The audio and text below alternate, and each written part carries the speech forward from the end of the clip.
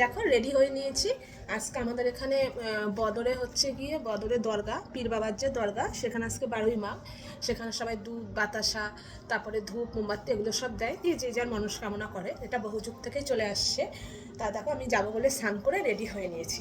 তা স্নান করে রেডি হয়ে কি পরেছি দেখো, এটা পরেছি একটা হচ্ছে বাটিকের কুর্তি পিঙ্ক কালারের, আর তার সাথে বাদনি প্রিন্টের একটা ব্ল্যাক কালারের ওড়না নিয়েছি।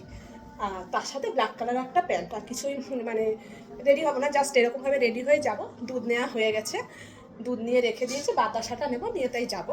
এটা বহু প্রচলিত জিনিস। আমার দাদু যখন বেঁচে ছিল তখন দাদুও যেত, প্রত্যেকে যায় আমাদের মানে আশেপাশে যে হিন্দু মুসলিম প্রত্যেকে যায়। তো আমি রেডি হয়েছি। আর আজকে আমার ড্রেসটা কীরকম লাগছে অবশ্যই কিন্তু কমেন্ট করে জানিও। আর এই বাদনি প্রিন্টের ওড়নাটা আজকে প্রথমবার নিলাম, কিনেছি কিন্তু 3 বছর হয়ে গেছে, কিন্তু আজকে নিয়েছি প্রথমবার। তারা ফুল ড্রেসটা তোমাদেরকে দেখাচ্ছি।